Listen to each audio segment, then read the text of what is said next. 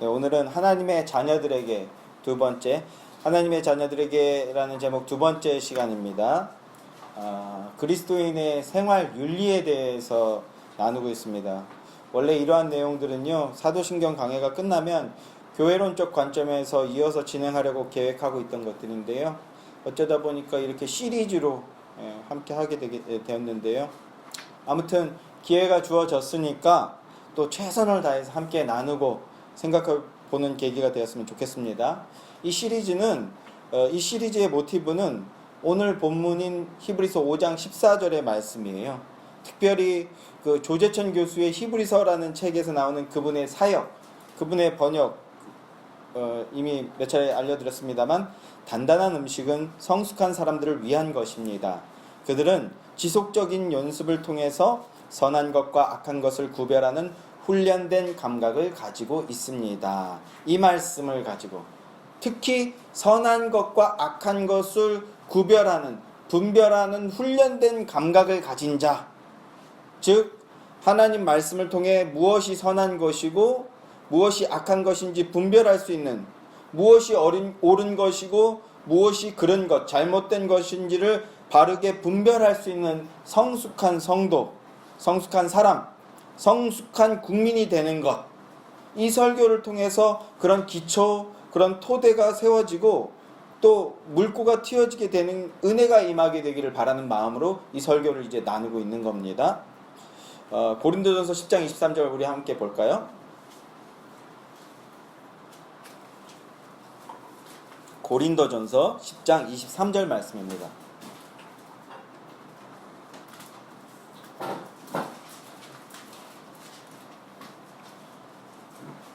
자, 고린도전서 10장 23절 말씀 다 함께 시작. 모든 것이 가하나 모든 것이 유익한 것은 아니요, 모든 것이 가하나 모든 것이 덕을 세우는 것은 아니니, 이렇게 말씀하죠. 교회 다니기 때문에 어떤 행동은 하면 안 되고, 반대로 교회 다니니까 어떤 특정 행동을 해야 된다. 이것은 유아적인 신앙이라고요.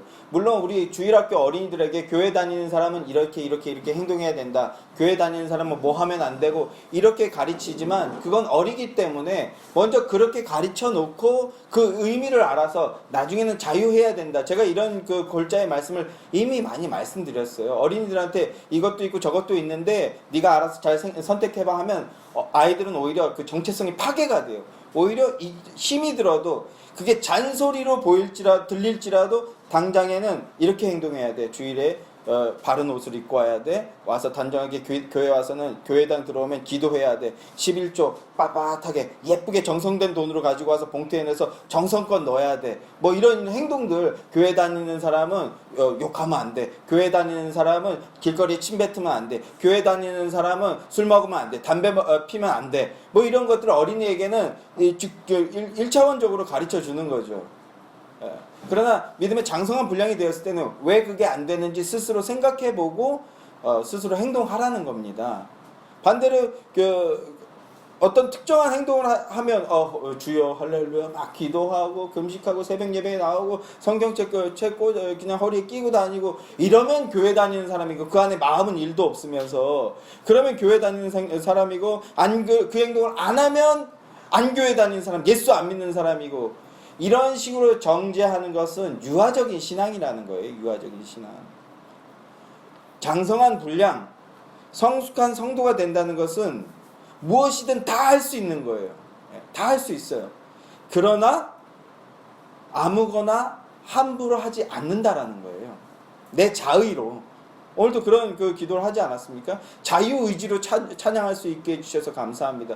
교회 오면 찬양해야 돼. 눈 뜨고 찬양 똑바로 불러. 이런 게 아니라 내 의지로 하나님 찬양하는 게 기뻐서 찬양하게 되는 거예요. 함부로 어떤 행동을 하거나 하지 않는다는 건데 왜 그러냐? 그것이 그리스도인으로서 덕을 끼치는 것이 아니라면 내가 안 하겠다라는 거예요. 그것이 다른 이에게 유익을 주는 것이, 나의 유익뿐만 아니라 다른 이에게도 유익을 주는 것이 아니라면 나는 안 하겠다라는 거예요. 그 어떤 행동이 하나님께 영광을 돌리는 게 아니라면 난 안 하겠다. 이게 성숙한 성도라고요. 이게 성숙한 성도. 그게 뭔지도 모르면서 무조건 하면은 되고 무조건 안 하면 안 되고 이런 게 아니라 할 수 있는데 하거나 안 하겠다. 왜요? 다시 한번. 왜 그렇게 하느냐? 덕을 끼치는 게 아니라면 안 하겠다. 어떻게? 말 한마디라도 그게 상대에게 덕이 되는 것이, 이거 이제 칼빈은 건덕이라고 했는데, 덕을 세운다라고 했는데, 덕을 끼치는 게 아니라면 난 안 하겠다. 상대방에게, 나에게 이익이 되고 유익이 되지만 이게 상대방에겐 피해가 되거나 상대방에게도 유익을 줄 수 있는 게 아니라면 하지 않겠다. 상대방에게도 유익이 되는 거라면 하겠다. 심지어 어디까지요? 나에게는 유익이 안 돼도 상대방에게 유익이 되는 거라면 하겠다. 그리고 이 모든 가장 최종적인 건 뭐예요? 하나님께 영광이 되는 것이라면 하겠다. 하나님께 영광이 되는 것이 아니라면 안 하겠다. 이것이 성숙한 성도라고요. 예수의 교회 성도 여러분들은 이 수준까지 자라나셔야 되는 겁니다.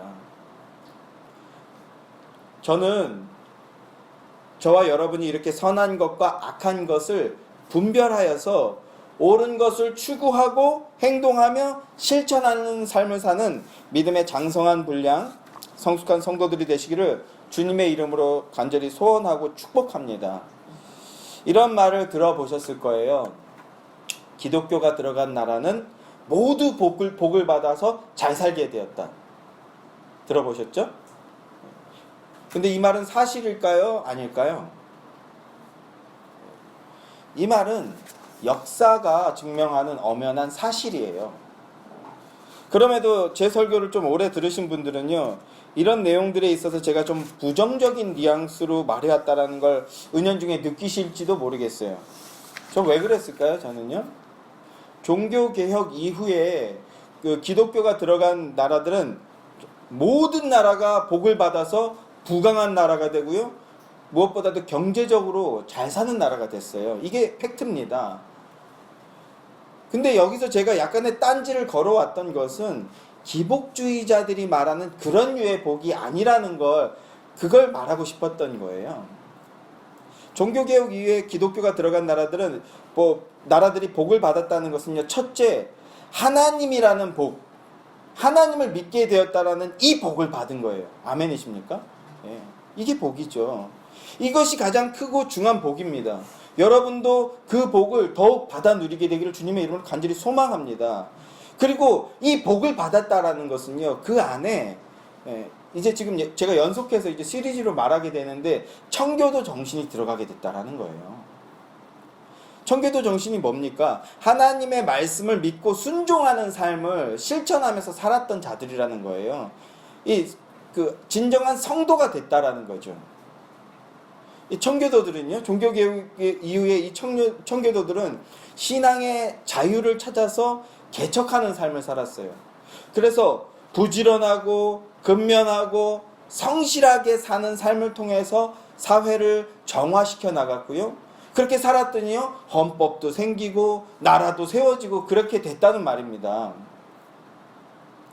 제가 교리 시간을 통해서 말씀드렸듯이 우리나라 대한민국도요, 이 종교개혁의 정신이 독일로부터 시작된 이 종교개혁의 정신이요, 네덜란드, 영국, 스코틀랜드를 거쳐서 미국, 그렇게 흘러서 이 대한민국에까지 흘러 들어왔거든요. 우리 조선에게까지 흘러 들어왔단 말입니다. 1883년에. 그리고 그 종교개혁의 정신과 청교도의 그 신앙의 정신을 이어받음을 통해서 건설된 나라가 바로 대한민국이에요. 이것은요, 역사를 조금만 깊게 공부해봐도 부정할 수 없는 사실이에요. 예수를 믿느냐 안 믿느냐를 떠나서 근대화, 일제강점기부터 그 안에 기독교가 어떤 영향을 미쳤으며 대한민국이 건설되게 된 역사를 공부해보면 이건 부정할 수 없는 사실이에요. 대한민국은 이 청교도 정신에 의해서 세워진 나라란 말입니다. 그래서 그 청교도 정신, 하나님의 복을 받고 은혜를 통해서, 은혜 받음을 통해서 세워지게 된 나라가 바로 우리나라 대한민국입니다. 그렇다면 이 바른 가치와 정신을 온전히 계승하고 발전시켜 나가야 하는 것이 그리스도인의 의무라고 할 수 있는 거죠. 여러분들의 의무라는 것입니다. 이 마음속에, 이 말씀을 들을 때 마음속에서 아멘이라고 나왔으면 좋겠어요. 예.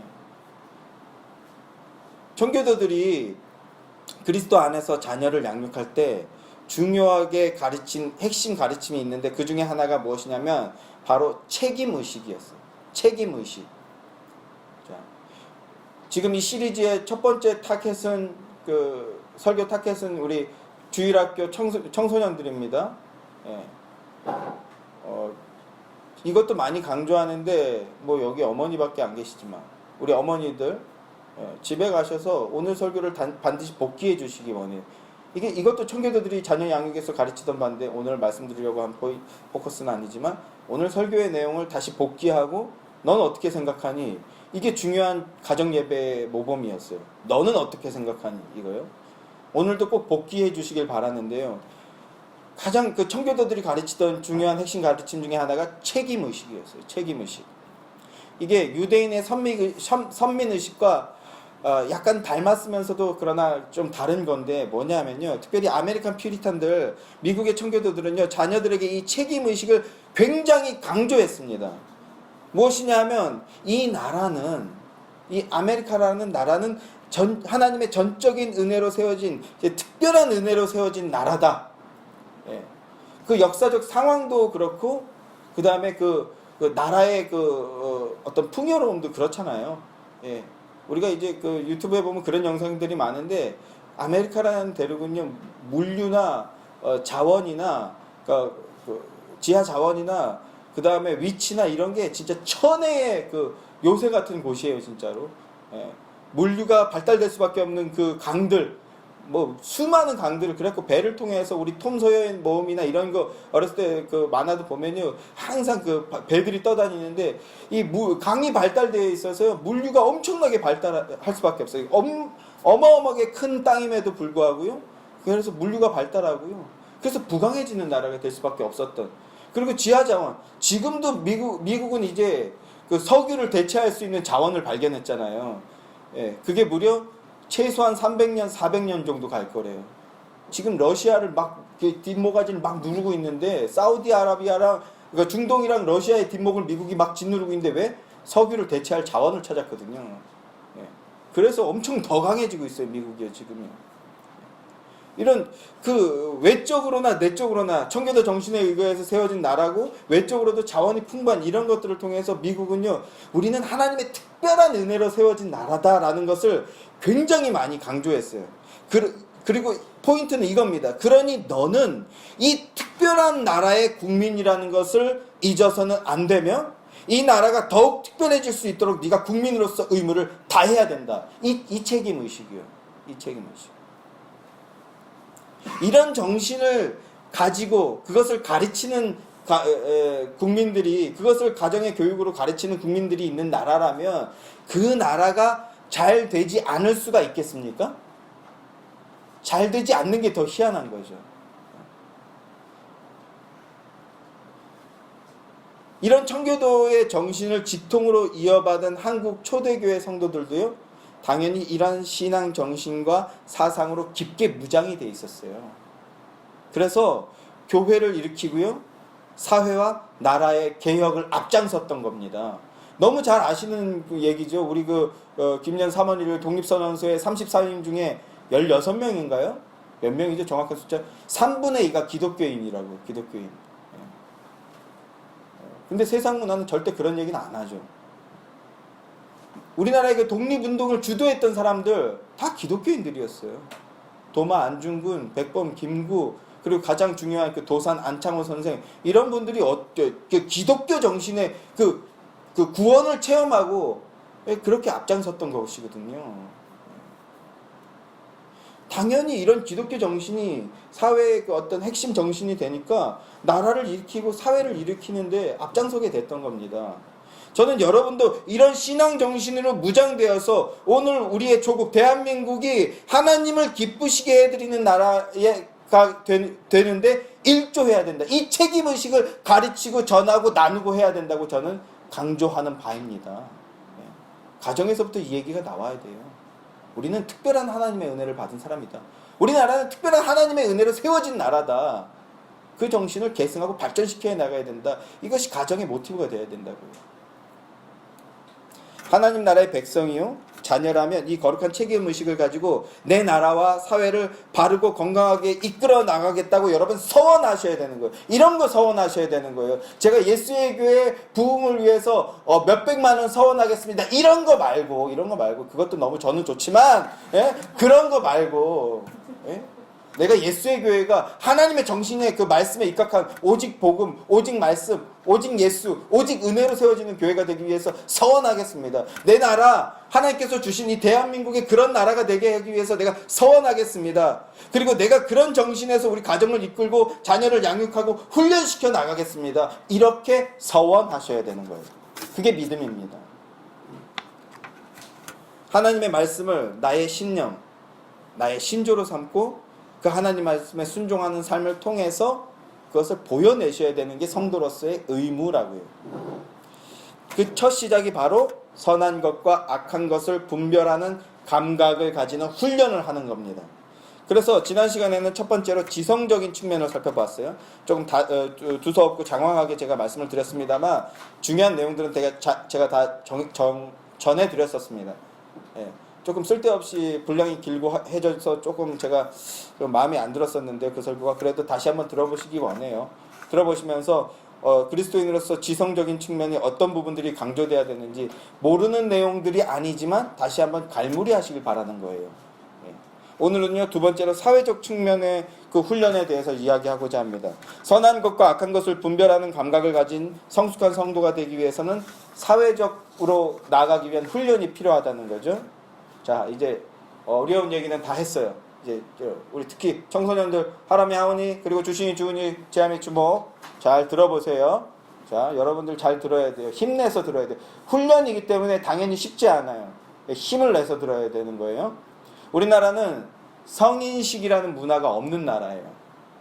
뭐 사실은 전 세계적인 흐름인 것 같기는 합니다. 서양 애들도요. 다 30대서도 막 부모님 집에 얹혀 살고 그러는 것 같아요.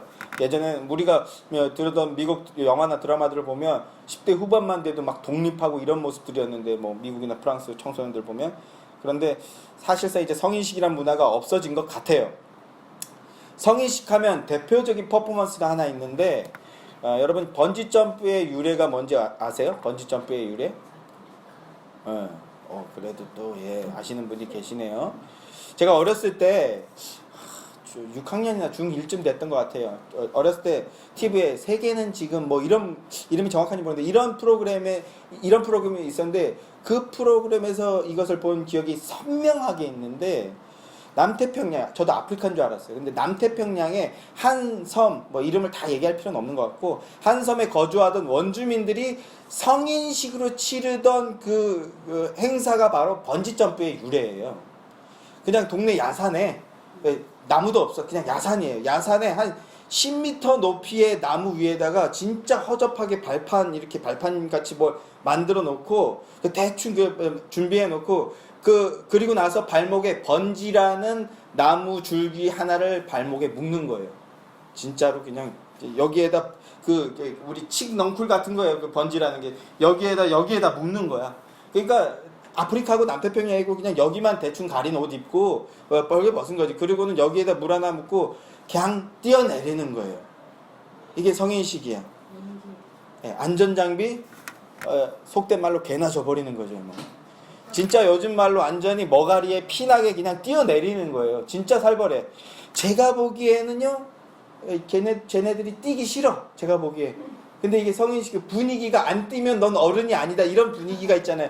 그러니까 울며 겨자 먹기로 뛰는데 진짜 그냥 뛰어내려서 그냥 지금 번지처럼 해갖고 막 안전하게 대롱대롱 거리면 배가 끌고 가는 게 아니라 뛰어내려서 재수 없으면 이렇게 산에 그냥 머리에 이렇게 긁히고 여기 피 나고 이러는 거예요. 근데 뭐 성인식이 뭐냐 피 났는데도 딱 아무렇지도 않은 척 할 때 성인식 통과하는 거야. 진짜 무식하지 않습니까? 옛날에 불과 이게 90년대야.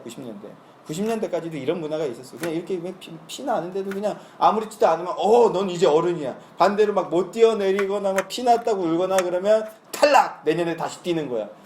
이게 아니면 동네에서 인간 취급도 안 해주는 거예요. 제가 16, 17 먹었는데 저것도 못 뛰어? 저런 반푼이 모자라면 등신 막 이렇게 인간 취급도 안 하고 그래서 1년 동안 막 정제 가운데 있다가 다시 도전하고 예, 그래서 그걸 극복하게 하는 뭐 하여튼 살벌한 교육인데 제가 이거 어렸을 때 보면서 진짜 무식하다, 살벌하다. 하나님 대한민국에 태어나게 해주신 거 정말 감사합니다. 할렐루야 막 외쳤던 기억이 있었는데 요게 제 기억에 한 7년, 8년쯤 후에 번지 점프라는 상품으로 나오게 된 거예요. 그 중간에 이거 처음 시도한 사람이 이제 어떤 상업적 마인드로 새롭게 만들어진 뭐라 그래야 돼? 좀 갑자기 무식이 통통 튀는데 철사 같은 거, 끈 같은 거 개발한 거 그거 홍보하려고 에펠탑에서 뛰게 되는데 진짜 무식하네요, 표현이. 하여튼, 그러면서 이게 상품화 되게 돼서 오늘날 이제 번지 점프로 나오게 된 것인데, 이게 유래는 남태평양의 어느 섬의 성인식에서 유래가 된 게 번지 점프라는 거예요. 또 우리나라에서는요, 예전 전통 문화에는 성인식이라는 게 있었죠. 관혼상제라고 해서 이런 말 들어봤어요? 관혼상제. 관례, 혼례, 상례, 제례. 예, 이 네 가지 중요한 예배죠. 오늘날 치면. 그 중에 관례라는 게 바로 성인식이에요. 성인식. 역사적으로는 이제 고려시대 때부터 본격적으로 시작되기 시작해서 사만시대 때부터 시작됐는데 고려시대 때부터 본격적으로 시작이 돼서 조선시대에 이게 정착이 됐어요. 지금은 이제 이 문화도 잘 모르실 수 있는데 가장 흔하게 이렇게 어린 남자애들은 댕기머리, 따은 머리를 이렇게 끝에 댕기머리라고 그래갖고 따고 다니는 거야. 그런데 어른 되면요 이제 이거를 상투를 틀어주는 거죠, 위로. 그러니까 대부분 옛날에는 조혼했잖아요. 일찍 결혼했잖아요. 결혼하기 전에 먼저 어른이라고 머리를 상투를 틀어주는 거죠. 그래서 20살 넘었는데도 상투를 못 틀면 이 어린 놈의 새끼 막 그러면서 이제 또 조롱하고 멸시하고 천대하고 요새 예수의 그런 구도가 좀 형성되고 있지 않습니까? 결혼 안 한 애들이랑은 얘기 안 한다는 뭐 이런 무례한 교만한 모습들을 보게 되는데 이게 관례라 그래서 어른으로 인정해 주는 거죠. 그러나 오늘날 이 성인식이라는 개념은 사실상 사라졌죠. 그나마 90년대까지, 이건 제 개인적인 생각입니다만 90년대까지는 기독교 문화에서 세례식이 약간 이런 비슷한 의미를 가지고 있었어요. 세례 받으면 이제 좀 어른이다. 근데 최후의 보루였던 그것마저도 완전히 유명무실해져서 이제 성인식이라는 단어 자체가 소멸해 버린 것 같습니다. 성인식 하면 어떤 생각하세요, 여러분? 그러니까 그런 개념들, 그러니까 술 먹고 여자 되면 장미꽃 받고 남자랑 뽀뽀 키스하고 요런 거 정도 성인식이라고 생각하는데 아예 이것마저도 이젠 사라졌어. 왜? 20살 전에 다 하거든. 이제 20살 전에 20살까지 아껴뒀다가 조심스럽게 첫 키스를 한다든지 뭐 이랬는데 그것도 그때도 다 할 것들 다 했어 이미. 하여튼 그러나 공식적으로 내가 이제 어른이다 이런 것도 이제 얘기 안 하잖아요.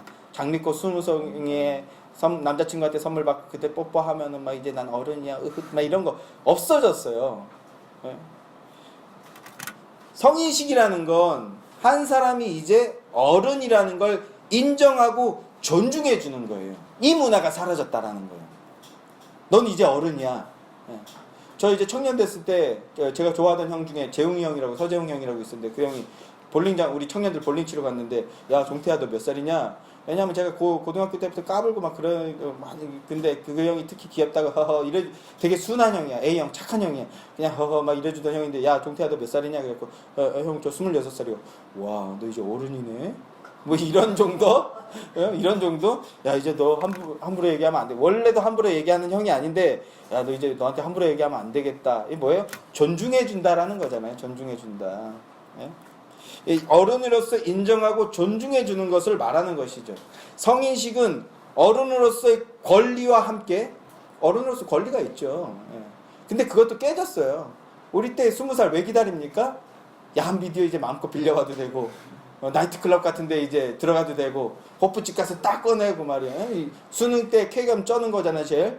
이런 권리와 함께 제가 유치한 얘기만 했지만 한층 성숙한 태도 그리고 책임과 의무가 있다라는 걸 알려주는 거예요. 책임과 의무가 있다라는 거. 이 통과 의례가 성인식이었어요. 오늘날 교육은요, 앞서도 제가 말씀드렸지만 성인식이 없어진 이유는요, 이미 다 하고 있기 때문에 그래요. 오늘날 교육들이 청소년의 인권을 이야기하죠. 예, 그것도 필요하다고 생각합니다만 권리만 너무 강조하는 게 문제라고 생각해요. 저는. 권리만 있고 책임과 의무는 가르치지 않아요. 저는 이것도 포퓰리즘이라고 생각합니다. 그리고 굉장히 위험하다고 생각해요. 권리가 있으면 반드시 책임과 의무가 있다는 걸 같이 가르쳐 줘야 돼요. 그래야 성숙함이 나옵니다. 성인식이라는 것은 한 지체가 공식적으로 어른으로서 책임을 가지고 사회로 진출하게 된다는 것을 인정하고 존중하는 그런 문화예요. 그러니까 그리스도인에게는 이것이 어떤 전제를 가지고 있느냐 하면 그리스도인으로서 그리스도의 제자로서 훈련되어져서 사회로 내보내져야 한다. 이게 전제되어 있는 거예요. 지금 아직 청소년이고 어린이라고 하는 건 그리스도의 제자로서 내가 너희를 양육하고 훈련하겠다라는 게 훈련시키겠다라는 게 전제되어 있는 거라고요. 그냥 세상 사람이 아니라 그리스도인으로서 그리스도의 제자로서 너희들을 키우겠다. 그리고 이것은 창조의 목적이라고도 할 수 있는 거예요. 창세기 1장 28절 말씀 제가 읽어드릴게요. 하나님이 그들에게 복을 주시며 하나님이 그들에게 이르시되 생육하고 번성하여 땅에 충만하라. 땅을 정복하라. 바다의 물고기와 하늘의 새와 땅에 움직이는 모든 생물을 다스리라. 이게 문화명령이라고 이제 흔히 신학에서 표현하는데요. 나아가서 선한 것과 악한 것을 분별할 수 있는 그 지정의를 가지고 다스려라. 이끌어라. 세워나가라. 이게 창조의 목적이라고요, 여러분.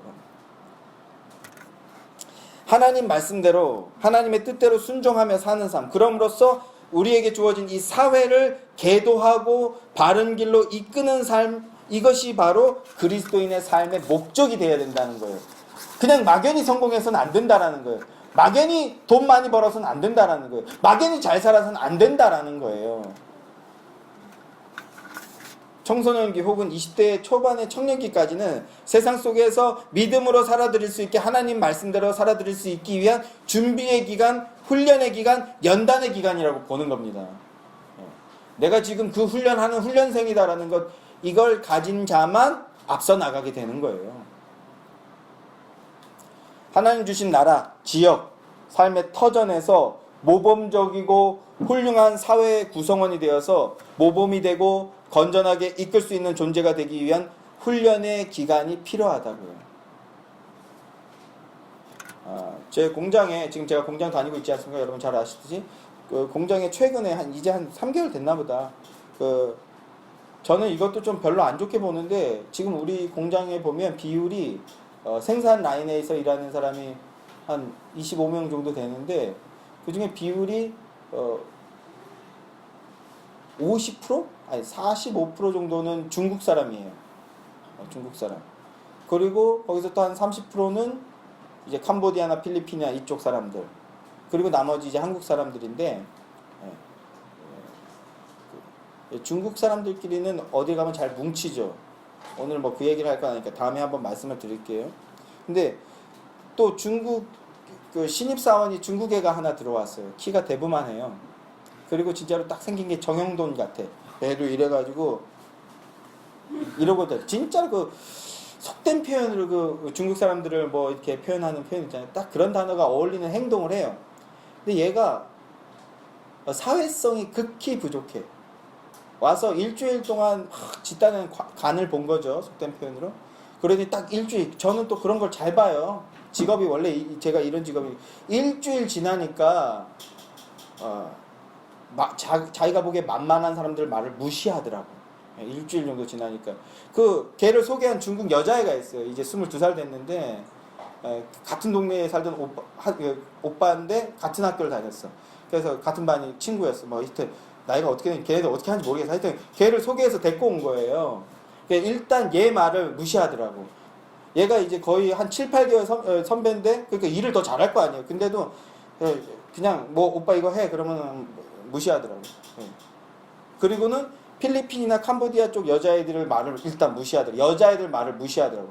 여자애들이 이제 이게 분노의 에이지가 차는 거예요. 저는 그게 다 보이더라고요. 뭐 이렇게. 근데 겸손한 마음으로 저는 이제 그 친구가 제가 후배니까 이거 하라고 아, 그래. 또 뭐 해야 되냐 뭐 물어보고 빨리빨리 움직여야 되는데 약간 걔는 이렇게 왜 그런지 모르겠는데 이렇게 돼지머리가 있어도 사실 남자들은 이렇게 툭툭 던지는데 신입사원이면 좀 이렇게 주변 눈치를 보잖아요. 그래서 이렇게 조심해야 되는데 일주일 지나자마자 탁탁 그러니까 약간 꼴 보기 싫은 거야 여자애들이. 그게 이렇게 막 옛날에 어렸을 때 그 오락실 갔는데 총 쏘는 게임 있죠. 제가 이렇게 총 쏘는 게임 이렇게 있으면 한 손 딱 놓고 팍팍팍 쏘더니 막 이런 그 친구랑 엄청 웃었어. 이렇게 총 쏘는 게임하고 팍팍 하더니 막 이러는 거야. 지 혼자 약간 그런 꼴이야. 돼지머리 이렇게 던져놓고는 그리고 뭐 가지러 가려면 배가 나와갖고 이러고 걷는 거야. 애들이 꼴 보기 싫은데 그럼 일을 또 빠릿하게 하냐. 또 그건 아니야. 등치는 되게 큰데 힘도 좀 없고 그러니까 막 손이 2번 가는데 시건방을 떠는 거예요. 근데 이제 사람 한 명이 지금 공장은 아쉽잖아요. 그러니까 못 자르는 거야. 못 자르는 거예요. 그냥 나가면 서로 너무 힘들어지니까. 한 명 나갈까봐 이제 갑과 을이 완전히 바뀌었어요. 공장이 예전에는 막 저가 처음 갔을 때도 공장장이 쌍욕 엄청 많이 했는데 한 명 나갈까봐 그냥 전전긍긍해갖고 요새는 왜 그러냐고 막 진짜로 불과 1년밖에 안 돼 사람이 변해서 진짜 한 명 나가면 너무 힘들어지니까 공장도 이제 점점 힘들어지는데 하여튼 애를 못 자르는 거야. 그러니까 점점 기고만장해지는 거예요. 그러니까 이제 중국 애들끼리 뭐라 해도 삐져 어려서 삐져요. 또 뭐라고 하면 야 그거 이렇게 하지 마. 중국말로 얘가 막 우리 동아이가 막 뭐라고 하니까 열받았나 봐요. 팍 던지더라고. 그래갖고 제가 또 약간 혈기가 아직 남아서 야 뭐 하냐? 제가 막 소리 질렀더니 걔가 딱 우리 라인에서 저 하나 아직 눈치 보는 거예요. 저 하나. 예, 다른 사람들 눈치 안 봐. 그 반장님 눈치도 안 봐요. 반장님 그때 잠깐 머뭇거리기만 하지. 그래서 내가 뭐 하냐? 그랬더니 막 이러는 거야. 예. 근데 이제 지 기분이 올라왔는지 나가서 장갑 집어던지고 그러길래 제가 쫓아갔죠. 제가 그 가까이 있었길래 나가서 장갑 던지면 안 되지 라고 얘기했죠. 그랬더니 얘가 이제 약간 지 감정이 올라와서 제 말도 무시하고 가는 거예요. 제가 한번 벼르고 있었는데 그러면 안 되는데 벼르고 있었는데 들은 채 많지 하고 가길래 제가 뒤쫓아가서 진짜로 을룡탄을 날리고 싶었는데 진짜 그건 너무 폭력적일 것 같아서 제가 진짜로 공장 전체의 소리가 나게 빡 때려버렸어 진짜로. 그랬더니 공장에 있던 사람들이 다 또 이렇게 일동 쳐다보는 거야. 걔가 한 10초 정도 이 상황이 뭐지? 생각을 하는 것 같아. 이 상황이 뭐지? 그리고 걔가 저한테 뭐라 그랬을까요? 여러분 같으면 뭐라고 하겠어요? 제가 걔보다 한 20살 위니까 딱 20살 위네? 이런 진짜. 하여튼 20살 위니까 어른이죠 사실은. 딱 등치에 때리면서 객기 부리지 말라고 제가 확 소리를 질렀어요. 쌍욕도 약간 섞어서. 그래야 분위기가 더 올라오니까 딱 치고 이놈 새끼야 어디서 객기 부리냐 막 이렇게 얘기를 해줬죠. 그냥 귀한 동생아 네가 이렇게 하면 안 되잖아요. 그랬더니 얘가 한 10초 정도 가만히 있더라고. 이 상황을 어떻게 해야 돼. 돌아보면서 저한테 미쳤어? 잊혀지지가 않아요. 저한테 미쳤어? 제가 거기서 가볍게 스트레이트로 싸대기 몇 대 이렇게 날려줬어요. 아름다운 그림으로 포장이 되는데 역으로만 제가 말로만 몇 대 때려줬죠. 이런 어디 와서 싸가지 없게 객기를 부리냐. 하여튼 말의 포인트는 객기 부리지 마라. 네 기분 나쁘다고 아무렇게나 행동해서는 안 된다. 이 얘기였는데 삐져서 나가더라고요. 제가 쫓아가려니까 그때 처음으로 이제 주임님이 말리더라고. 나가지는 말라고. 나가면 진짜 때릴 것 같았는지 저도 가서 속된 말로 그냥 싸대고 몇 대 더 날렸을 것 같아요. 미쳤어 라는 말을 살면서 처음 들어본 것 같아. 운전하다가 제가 한번 신호 잘못해서 상대방에서 야 죽을라고 이 얘기는 입으로 제가 욕은 들어본 적은 있는데 대놓고 아직도 전형적인 소황제죠. 바른 행동도 할 줄 모르고 그리고 거기 가서 바른 태도도 보일 줄 모르고 전두사병이 걸려가지고 걔를 어떻게 하려고 제가 몇 번 그런 게 저가 잘못일 수도 있는데 여러분 얘가 과연 어른이 될 수 있을까요? 그리고 어른이란 뭘까요? 그 아이가 어른스럽다는 게 뭘까요? 돈 벌러 왔는데 얘가 점심도 안 먹어요. 뭐 하나 봤더니 맨날 편의점에서 뭐 사다 먹더라고. 꼴랑 잘해야 지금 170, 180 받을 텐데 초봉이라서 걔가 160 이상 못 받을 텐데 그거 매일 점심 저녁 편의점에서 사다 먹고 해도 어른이 될 수 있을까요? 자, 제가 왜 이 얘기를 했는지 좀 들어보세요. 사회 속에서, 세상 속에서 모범적인 그리스도인이요 리더가 되기 위해서 어떤 훈련이 필요하다는 거예요. 청교도들은요, 그래서 이렇게 가르쳤습니다. 여러분들이 모르는 내용이지는 않겠지만 그리스도 안에서, 말씀 안에서 다시 한번 이 가르침들을 되새겨보시기 원해요. 지난주에도 말씀드렸지만 우리는 다 하나님의 자녀니까 먼저 나의 가르침으로, 그리고 부모님들은요 내 자녀에게 그렇게 가르치겠다. 또 우리 청년들은요 머지않은 미래의 부모가 될 거잖아요. 내가 부모가 됐을 때 그렇게 가르치겠다. 자, 청교도들은 이렇게 가르쳤어요. 첫 번째, 상황이나 장소에 맞게 옷을 차려입어라. 옷을 입는데 상황과 장소에 맞게 차려입으라는 거예요. 정확한지는 기억이 안 나는데 제가 읽었던 기억대로만 말씀드리니까 이 프란시스 쇠퍼라는 목사님이 있어요. 미국의 유명한 교수님이 있는데 이분의 가정이었던 것 같아요. 그 자녀들이 식탁에 올 때 이렇게 넥타이, 그 약간 청교도식 옛날 17세기식 그 넥타이나 정장 있잖아요. 셔츠, 약간 브라우스 같은 셔츠, 남자들 그런 거에 넥타이까지 딱 메고 내려오지 않으면 식탁에 못 앉게 했대요. 어린 마음에 이게 너무너무 싫었나 봐. 그런데 딱 정장 차림에 와서 바른 자세로 식사되게 하지 않으면 식사 자리에 참여하지 못하도록 하는, 이게 너무 엄격하니까 청교도가 이제 좀 안 좋은 이미지가 있었는데, 그러나 그 정신은 어떤 의미인지 아시겠죠? 바른 복장으로 이렇게 앉아서 식사할 수 있게. 그래서 저도 요새 집에서 너무 막 더워서 거의 빤스바람으로 입는데 밥 먹을 때는 그래도 주섬주섬 뭐라도 걸쳐 입죠. 애들한테 최소한의 모범이라도 보이려고. 이게 얘가 안 되나? 하여튼 그 상황과 장소에 맞는, 내가 좋아한다고 옷을 입는 게 아니라 그 상황과 장소에 맞는 옷을 입는 것. 여기 밑에 꼭 비싼 옷을 입어야 된다는 게 아니에요. 꼭 좋은 옷을 입어야 된다는 게 아니고 그 옷, 그 복장은 그 사람의 정체성이잖아요. 그리스도인으로의 정체성을 드러낼 수 있는 옷. 저는 확실하게 이 의식은 있어요. 제 집이 어렸을 때부터 좀 가난해서 얼굴빨로 승부한다. 그러나 다리가 안 도와줘서 이게 활용 점정이 안 되는데 다리 길이가 안 도와줘서, 그러나 옷이 좀 후질근해 보여도 얼굴빨로 승부하겠다는 이 마음이 있었는데 아니에요. 적절한 옷을 입는 게 더 중요하더라고요. 적절한 옷을 입는 거. 두 번째는요, 자신의 몸을 청결하게 하라는 거예요. 청결하게 하라. 제가 꼭 이런 예를 들어야 되나 모르겠지만 제가 중1 때까지 양치질 안 했어. 귀찮아서. 이게 어렸을 때 부모님이 양치질 잘하게 가르쳐주는 것도 너무 중요한 것 같아요. 그리고 더 중요한 건요, 그때 우리 90년대 초반에 그 연예인들은요, 그런 그 고래사냥이라고 알아요? 그냥 약간 넝마처럼 입고 다니면서 전국을 유랑하러 다니고 이러는 게 좀 멋있는 그런 문화가 있었어요. 그래서 드라마를 봐도 막 그 남자들은 옷, 그 신동엽도 청바지 하나로 6개월 입었대잖아요. 그런 게 멋있다라는 좀 이상한 문화가 있었어. 그냥 더러운 건데. 아무튼 그래서 그런 드라마 보면서 저도 이렇게, 제가 어렸을 때 좋아했던 최재성이라는 배우가 있는데 그분이 이렇게 걸어다녔어.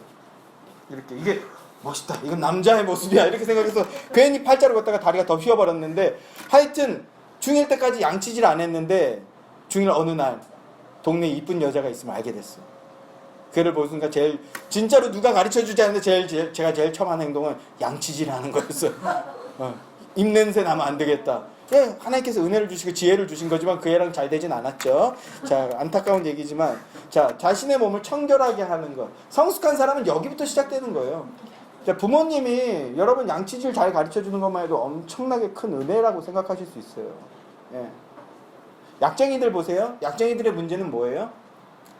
이렇게 마약하고도요, 깔끔하게 옷 입고, 오늘은 히로뽕을 해볼까? 막 이러면 좋아요. 오늘 점심에는 대마초로 할 거야. 뭐 이렇게 하면 괜찮아요. 딱 그리고 점심시간까지 열심히 일한 다음에, 너무 힘들었어. 오늘은 또 마약 이름 뭐가 있어. 하여튼 오늘 그걸로 해야 되겠다.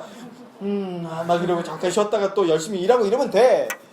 마약이 근데 뭐가 문제예요? 마약하면요, 일단 몸을 안 씻어요. 더러워요. 아무 데서나 자요. 그건 뭐예요? 정신이 파괴됐다라는 거지만 자신의 몸을 청결하게 할 줄 모르고 망가져가기 시작하는 거예요. 그래서 마약한 사람들 보세요. 막 예쁘던 얼굴도 막 찌그러지고 피부 상하고 이가 더럽고 그냥 막 그래요. 막 눈곱 끼고 머리 안 감고 정신이 파괴됐다라는 거거든요. 반대로 정신이 건강해지는 것은 어디에서부터 시작해요? 자기 몸을 청소하는 것부터 시작한다는 거예요. 자기 몸을 청결하게 하라. 세 번째는요, 식탁에서 용기나 집기를 올바르게 다루는 거예요. 그리고 바른 태도로 식사할 수 있는 것. 여기도 뭐 사족을 더 붙일 수 있겠지만 안 붙여도 아시겠죠. 이런 것에서부터 그리스도인의 영광을 나타내기 시작한다고. 또 그 다음은요. 손님을 만났을 때 인사하고 자기를 바르게 소개할 수 있는 능력이 훈련되어져야 된다는 거예요. 심리학에서는요. 인간은 날 때부터 언어 습득 기제라는 것을 갖고 태어나고 동시에 이것이 훈련되어서 발전되어야 된다고 가르쳐요. 심리학은요. 언어 습득 기제가 뭐냐면 인간의 가장 소통의 가장 기본적인 원칙인데요. 어떻게 가르침을 받기 시작하면 엄마가 누구야? 누가 그랬죠? 또 누가 짰죠? 막 이런 거 있잖아요. 이게 전 세계 모든 엄마가 똑같아요. 누가 그랬죠? 누구 새끼야? 쩌. 영어로는 어떻게 하는지 모르겠는데 전 세계 모든 엄마들이 다 이걸 해요. 왜? 그러면요 처음엔 애기가 누가 그랬어? 누구야? 이러면 애기가 이러고 있다가 3개월 정도 지나면 웃어요. 뭐예요? 반응한다는 거예요. 애 키워보신 분들은 아시죠? 근데 너 왜 널 쳐다보지? 하여튼 애 키워보시. 그리고 본능적으로 엄마가 가르치는 거예요. 뭐냐면 상대방에게 반응할 수 있어야 된다는 거예요. 세상에는 너의 순서가 있으면 나의 순서가 있다. 나의 순서가 있으면 너의 순서가 있다. 그러니까 너의 순서가 왔을 때 올바르게 반응해라. 이걸 가르치는 거예요. 이게 심리학에서는 언어 습득 기제라고 얘기해요.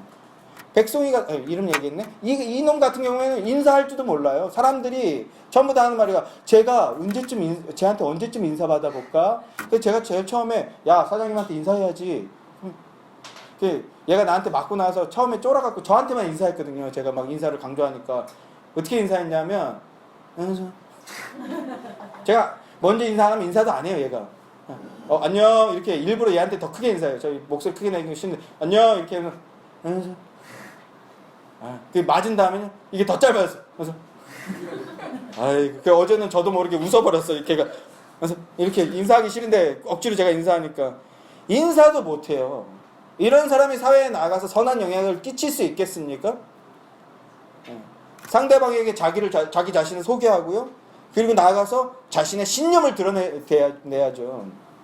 이거는요. 상대방의 순서인지 나의 순서인지 알고 나의 순서가 왔을 때 바르게 반응할 수 있는 것. 이런 것들이 훈련되어 있어야 된다는 거예요. 이게 별것 아닌 것 같지만 사회생활 해보시는 분들은 알죠? 이게 얼마나 큰 차이를 가지고 오는지요. 또요. 다른 사람과 폭넓게 관계 맺을 수 있도록 훈련되어져야 합니다. 주변 문화와 사회 속에서 적절히 행동할 수 있는 법을 훈련받아야 합니다. 매너 있게 행동하고요. 예의 바르게 행동할 수 있게 훈련되어져야 돼요. 그게 청소년들 어린이에겐 잔소리로 들리는 거예요. 그러나 이 잔소리를 못 듣고 자란 사람은요. 20대 이후가 되면 불행해요. 지금 나는 훈련생이라고 생각하고 열심히 겸손하게 들으셔야 돼요. 그 사람이 성공하는 거예요.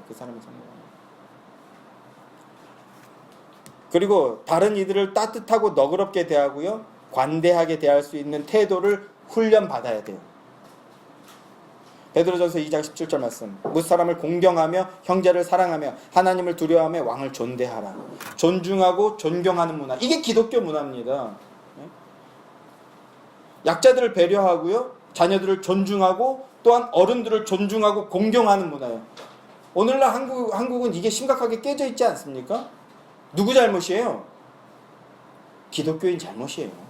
전 그렇게 생각해요. 그리스도인의 의무를 다하지 않았기 때문이라고 저는 그렇게 생각해요. 예수의 교회 성도들이 이것부터 시작하면요. 저는 대한민국이 아름다워진다고 생각합니다. 너무 거창한 것 같지만 사실이에요. 친구들에게 친절하고 나보다 어린 아이들을 잘 돌보고 가르치는 문화. 저는요. 이 부분에 대해서 정말 할 말이 너무 많아요. 제 삶에서 전수라는 문화는요. 제가 가장 중요하게 잡고 있는 가치 중에 하나예요. 왜냐하면 저는요. 이게 자랑이 아니지만 좀 가난하게 살았어요. 제가 가난하게 살았다라는 얘기를 하게 되는 이유는요. 못 먹고 이게 아니라 저 문화에 대한 욕구가 굉장히 강했던 것 같아요. 저는. 그래갖고 집에 책이 몇 권 없으니까 그걸 10번, 20번 읽은 책도 있어요. 나의 먼 나라 이웃나라 2권 같은 경우에는 진짜로 찢어질 정도로 읽었어요. 뭐가 읽고 싶고 배우고 싶은데 그런 걸 제공받는 게 너무 제한적이었어요. 뭔가 막 배우고 싶어. 여러분들 배우고 싶은 욕구가 있지 않습니까? 이런 욕구가 굉장히 강한 사람 중에 하나였던 것 같은데, 근데 학원을 다니고 싶어도요, 의정부 학원이 없었어요. 저희 동네에는요. 학원이 없었어. 이런 주여, 할렐루야. 학원이 없었어요. 네. 근데 그거를, 저의 욕구를 채워주고 살려준 게 누구냐 하면 교회예요. 교회 형들, 교회 선생님들, 교회 교육자들. 저는 정말로 그분들이 저를 살려줬다고 생각해요.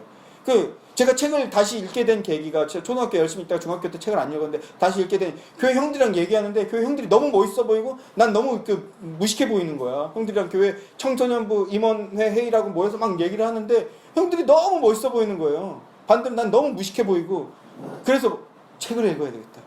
기훈이 형이라고 있어. 그 형네 집에 가서 막 책 뿌려와가지고 그냥 세벼와가지고 그 책 읽고, 그 아직도 갖고 있는데 나이문다에 산 답사기 1권. 얼마 전에 누구 줬는데 그거 몰래 가져온 거거든요. 이거를 그 형이 안 들을 거니까 얘기하는 거예요. 너무 막 읽고 싶은 거예요. 그리고 가르쳐 줬어요. 바른 행동, 바른 태도, 그리고 그리스도인으로서 의무, 그리고 기타 가르쳐 주고 찬양 인도하는 거 가르쳐 주고. 그래서 저가 살아났다고 생각해서, 저는 그래서 가르치는 욕구가 굉장히 강해요. 가르치는 욕구가. 그 아이 그냥 직장 생활 모른 체 하면 끝이야. 내일만 열심히 하면 되는데 안 된다. 저러면 죽는다. 저는 하나님이 주신 마음이라고 생각하거든요. 그리스도인이라면 이제 흘려보내는 거예요. 여러분들도 뭔가 좋은 게 있으면 이거 완성되면 가르쳐줘야지, 그런 거 아니에요. 좀만 좋은 거 알면 말하는 거예요. 사도신경 통해서 진리를 알게 됐으면 얘기하는 거예요. 하나님이 어떤 분인지 설명하는 거예요. 꼭 복음이 아니라도 좋은 게 있으면 나누는 거예요. 이게 그리스도인의 귀한 덕이라고요. 마지막으로요, 다른 이의 허물을 그리고 실수를 넉넉하게 용납해 주고요, 모든 사람을 존중할 수 있는 그리스도인의 제자가 될 수 있도록 훈련되어지고 준비되어져야 된다는 거예요. 여러분 지금 그 시기를 겪고 있다고 생각하시기 바랍니다. 하나님의 말씀을 통해서 하나님 안에서 선한 것과 악한 것이 무엇인지 분별할 수 있는 성숙한 그리스도인들이 되시기를 소망합니다. 선한 것과 악한 것을 분별하여서 그 선함을 추구하며 실천하는 삶을 사시는 여러분 되시기를 주님의 이름으로 소망합니다. 때때로 그런 삶은 어려울 때가 더 많아요. 그러나 믿음으로 그 어려움을 뛰어넘어서 하나님께 영광 올려드리는 참되고 성숙한 아름다운 그리스도인들이 되시기를 주님의 이름으로 간절히 소망합니다. 기도합시다.